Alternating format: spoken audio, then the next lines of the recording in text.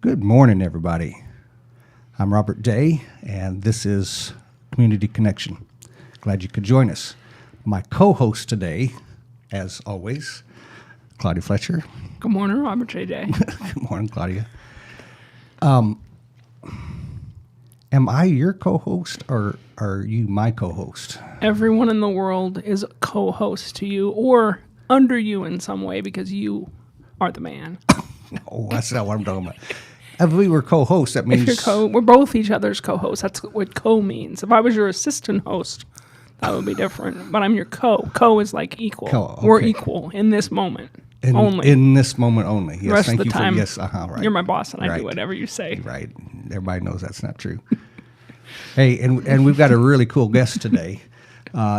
Walter Virgil. Hello, my friend. What is going on? I'm so excited to be in here and for me to sit right in between both of you That's a tough guys. place to be, buddy. Yeah, I'm really excited. Hey, what's going on, everybody that's tuning in live? Yeah. This is so cool. Yeah, I'm glad to be here. So if you don't know Walter, he is a speaker, a educator, an influencer, and always the best dressed in whatever room he is in. Fact. Rags. It's just rags. no, I come have on just I have a good nose for just finding the right goodwill, and I got a Oh, it's been- seamstress. uh-huh.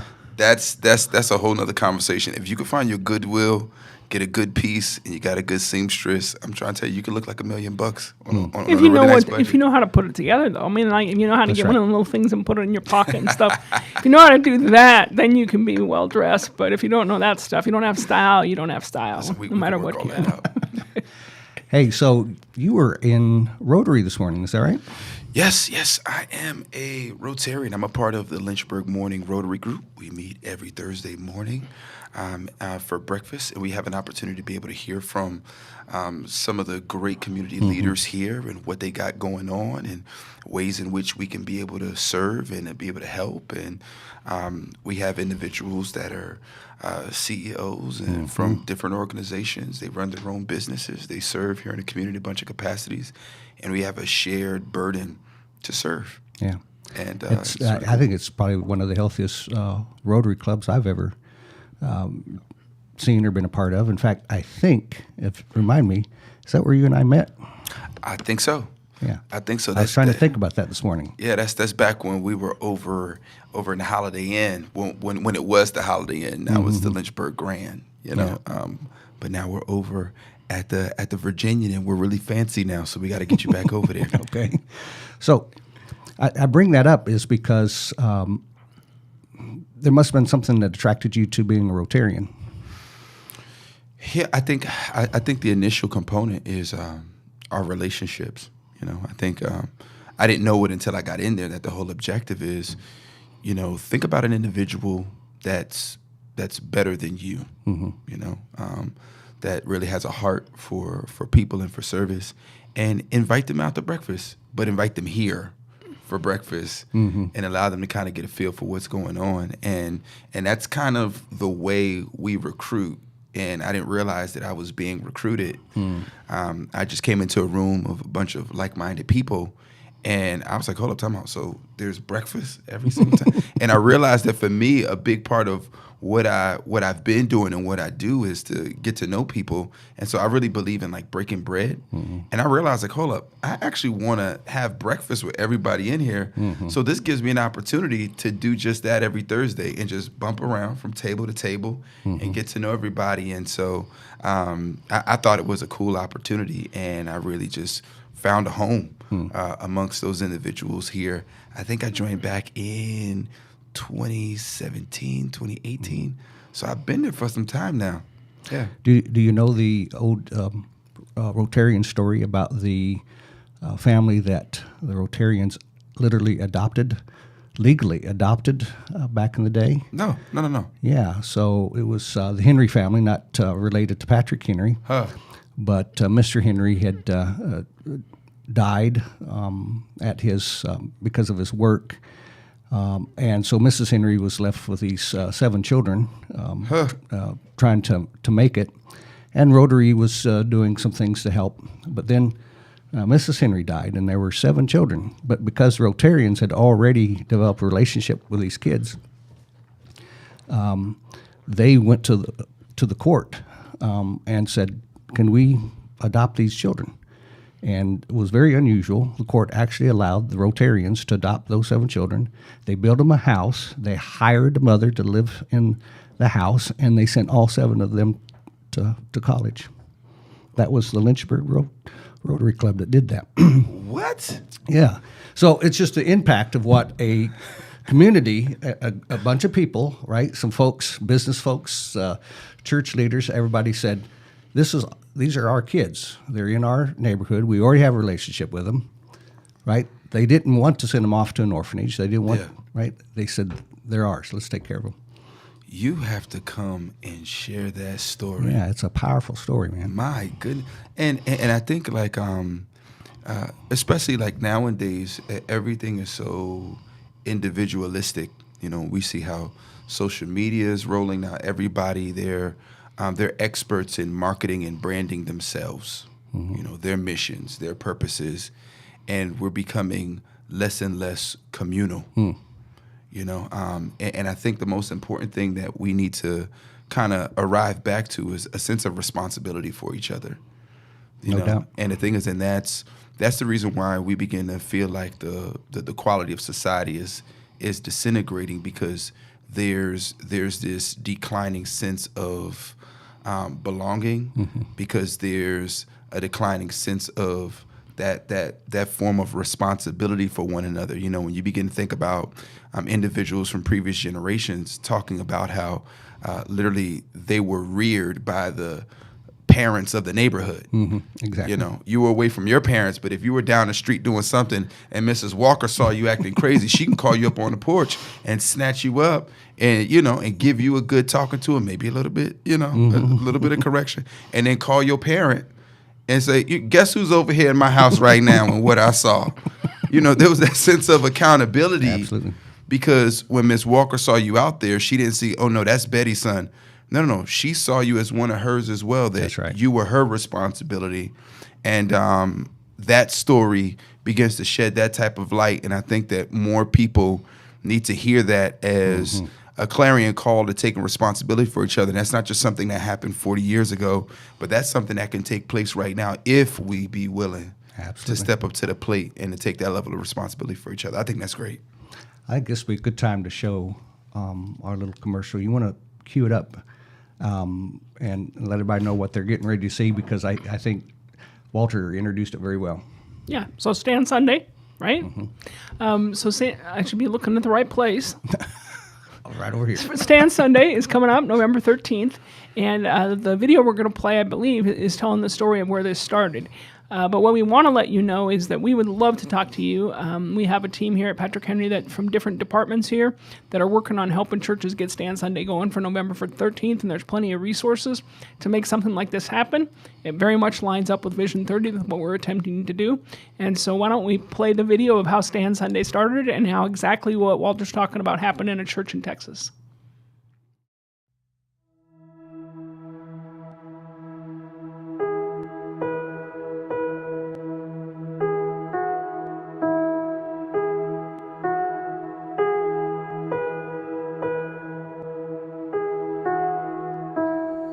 There are 30,000 children that are in the foster care system today in the state of Texas. There are 500,000 children that are in the U.S. that's in the foster care system. And I said, who would stand with me today for these kids? That day, Nedra Wade, she stood and raised her hand and she said, Pastor, I will. And then another person stood and said, I will. And another stood and said, I will. And another stood and said, I will. Well, after the process started in our church and family after family, within 3 months, 39 children were placed in families in our church. Jesus, Jesus. What if there was more families waiting for children than children waiting for families? So we called Child Protective Services. And they said, if that happens in any county, that will be the first ever. Precious Jesus, oh, for grace to trust Him more.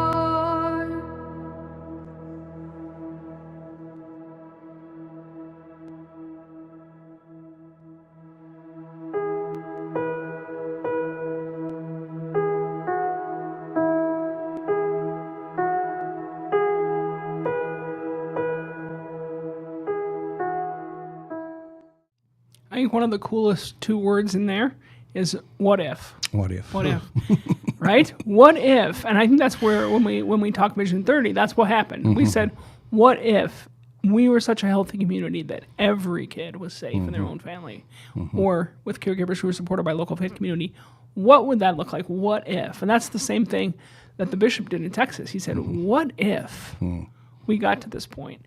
And I love those words because when we dream like that and we think, can you imagine a community like that? The more people we can get imagining that, the closer it comes to reality. So what if, Walter?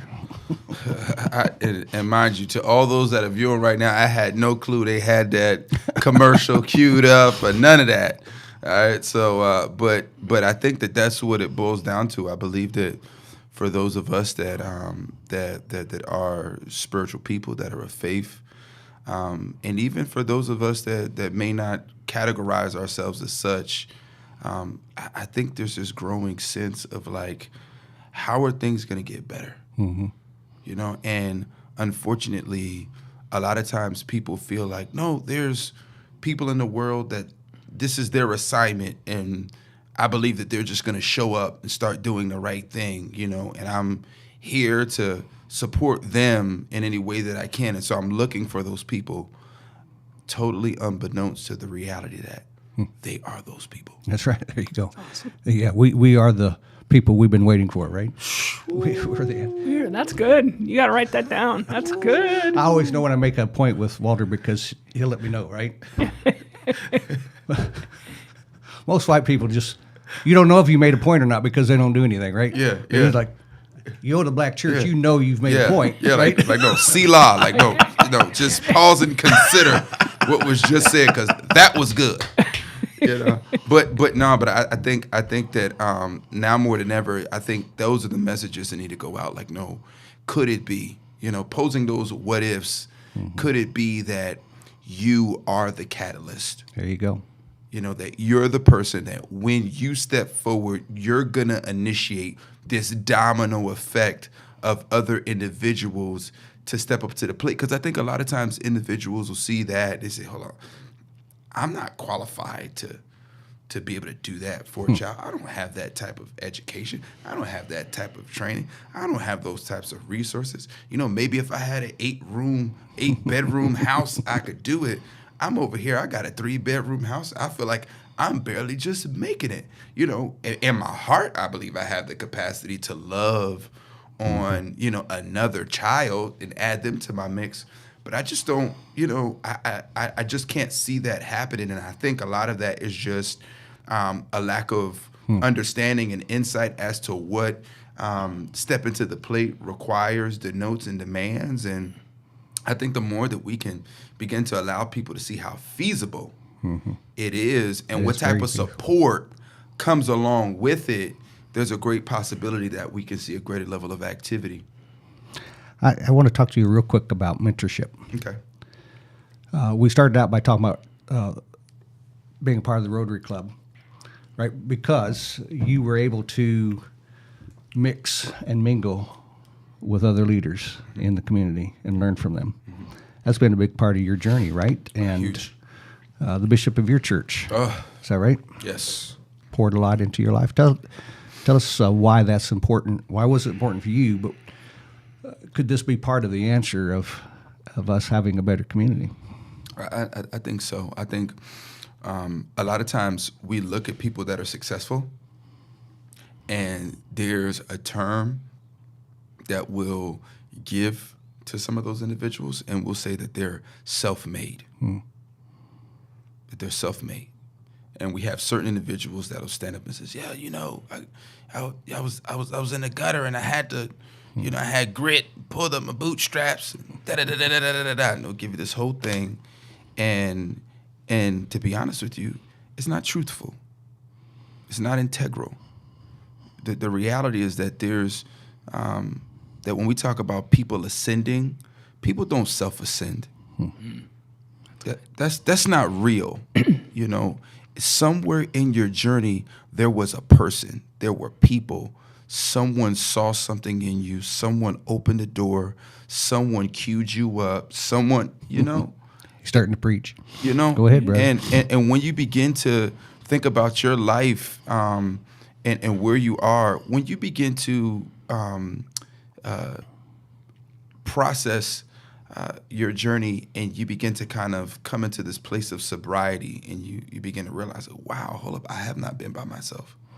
Because a lot of times for people that have experienced trauma, and even the word trauma is a trigger, you know, there tends to be these narratives, you know, that you know, I'm always by myself. I'm always disappointed. I'm always.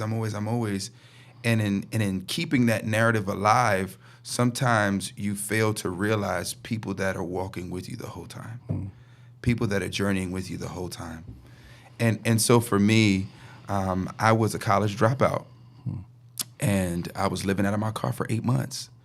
And I always felt like there was this great purpose on my life. Like I was supposed to do something great, you know, because in college I was a National Scholastic Award winner. I was a SGA president of my college. I was captain and quarterback of the football team. I just had everything going for myself. And you know, my brother was murdered due to gang violence. And through pride, now in retrospect, looking at it, I refused to go after the help that I needed, to go after the help that I needed. And so my life spiraled which led me into my car. Bishop Younger was a preacher I was introduced to. He invited me to come up for a conference here in Lynchburg. I was going to school in Lawrenceville, Virginia. Anybody know Brunswick County? One stoplight town. And so I came up and I visited, and I experienced something that was life-altering, you know. I experienced his intentionality. He saw something in me, and he wasn't impressed by it. And I think so much of who I was at that time felt like I had to impress people to win people's affection. I had to bend over backwards so that people can see my value and see me as significant.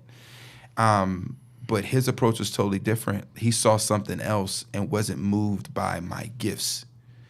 and he challenged me to be integral. And I knew that there was just something unique that was on his life and something unique that he had to contribute into my life that I had to actually pursue him in the form of his time, because I knew he was a busy man. And I knew he wasn't going to be chasing after me to try to help me out. But for one of the first times in my life, I realized like I found someone that has some answers for me. I found someone that can potentially provide some form of direction for me, and someone that's not impressed by me. And it begun what's now almost going on a 15-year journey of him discipling me. And so that's been that relationship has been the origin of what has developed into this understanding of what mentoring people, what in the Christian world we call discipling people, essentially what doing life with people looks like, and understanding that it's a relationship. And that there's different roles that have to be played within that in order for it to remain healthy and productive. Reminds me of the words we use here all the time, Claudia, meaningful relationships. It's the only way that they get out of the bad river into the good river, right? Meaningful relationships. So it sounds pretty simple. I'm not saying it's not hard, but the answer is simple, right? Yeah. Faith, community, relationship. There's no place or no institution that can provide that. Government can't. Oh, no. No, they might provide resources. Yeah. But they can't provide a relationship. No. And in the end, it is walking in a journey with other people, right? Because I think the most important thing is when you're talking about someone that's in the midst of a tough time, they want to believe that the people that are around them care about them. I think that's the initial. Now, the level of care that they feel will determine the level of openness, the level of I don't want to say cooperation, but there's just a level of engagement that they'll be comfortable with releasing, knowing that they're actually loved. And the more love they receive, the more engaged with whatever the process out, will look like. And I think that when we talk about different government entities and things like that provide services, I think that's great. But at the end of the day, there's always that question, like, if you weren't getting a paycheck, like, would you be here in my house right now doing this for me? And so there's a certain part of them that remains apprehensive and closed off. And I think that when we have individuals that come from various faith communities, various organizations where it's not about the money, but it's really about the love that they have for them, that's where we see the majority of the traction being made. Absolutely. And so I just think it's a really beautiful thing, and everybody needs it. And we're not just talking about individuals that are in a low to moderate income, or someone that's displaced, or someone that doesn't have an active adult in their life to take responsibility. I think everybody from the CEO, needs someone in their life that's there because they love them. And they want to see them step into the next best placed that their purpose and their mission is calling them into, and aiding them in the process of navigating. We all need people. We all need people like that. Reminds me, or I was thinking when you were saying that, that's why it's called Care Portal, not Stuff Portal, right? Because the idea is that it connects you with people who you can build that relationship. Says, I love you, I care about you, I believe in you, I want to be in a relationship with you. And it just gives people the opportunity to see who those people are that are needing those relationships, and providing the resources is the ticket to that relationship. One of the things that I think mentoring, so many times we think, okay, I need a mentor, so I'm going to find somebody older and wiser than me to mentor me. and it's going to be a one-way street. And there's so much now that I'm recognizing, getting very old, that it's a two-way street. That, and especially now with Gen Z, who, I mean, I just shake my head. I don't understand anything about them and the way they think, right? So I'm in relationships with people, not just so that I can mentor them, share the wisdom of my life, but I need to learn from them. Yeah. And I need to listen to them. And mentoring doesn't have to be generational, whereas I'm the mentor and you're the person who's being mentored. It's a relationship where you're mentoring me, even though I'm old enough to be your mother or your grandma, right? You're teaching my granddaughter teaches me how to talk and how to say, I'm bougie. I think she teaches me like words that I need to know. So that relationship, if it's a relationship, and it is discipleship and it is mentorship, but both people grow. It's not just the older person. Both people grow. See? Yeah. Yep. Nailed that one. Drop did down it. some You do. nuggets right there. Wow. Oh. Bam.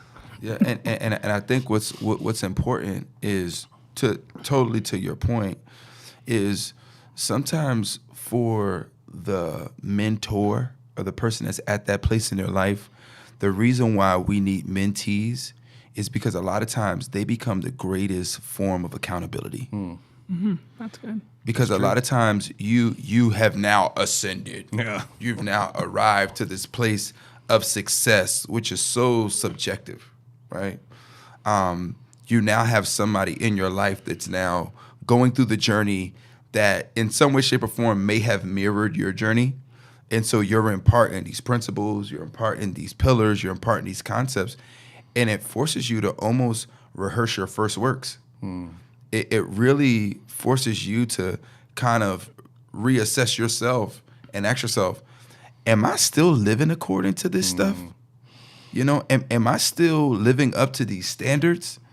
And so often you end up giving people advice in real time, and the whole time it's like you're like digging a dagger into your own chest, like, this is really not about you, kid. This is so about me right now.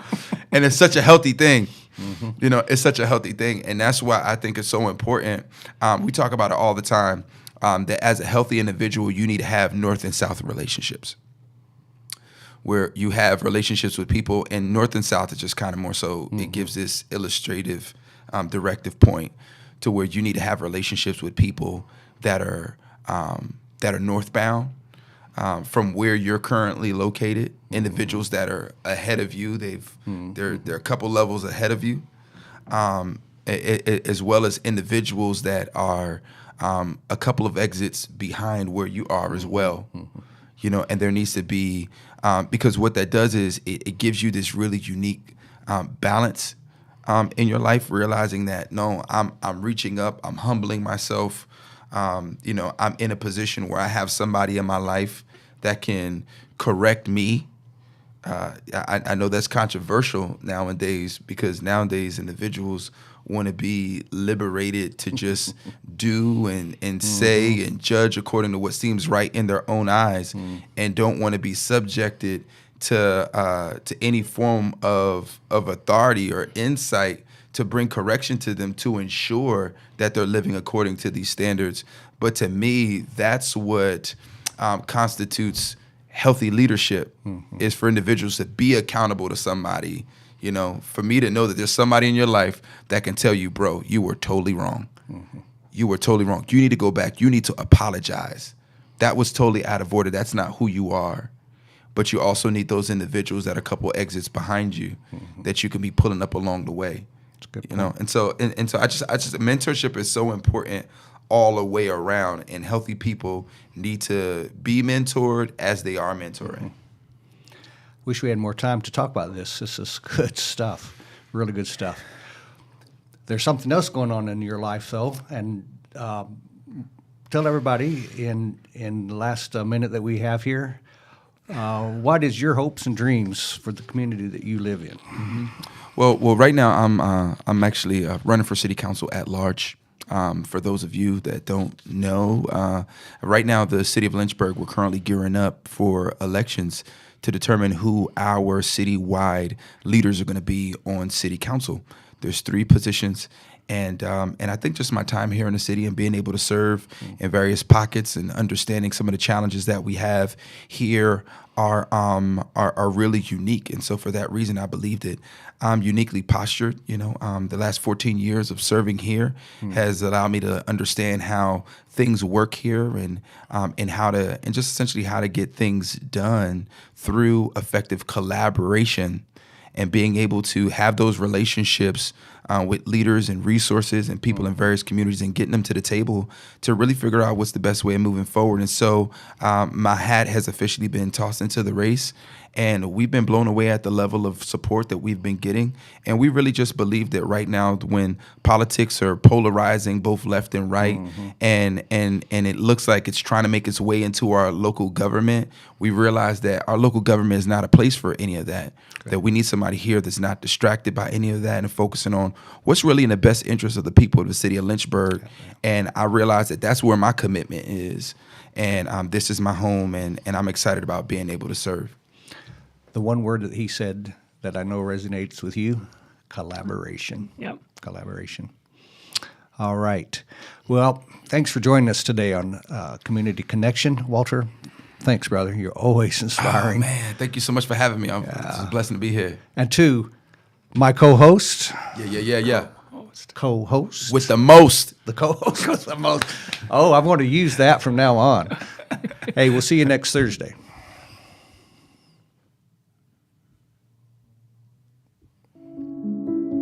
Nobody gets to choose their family.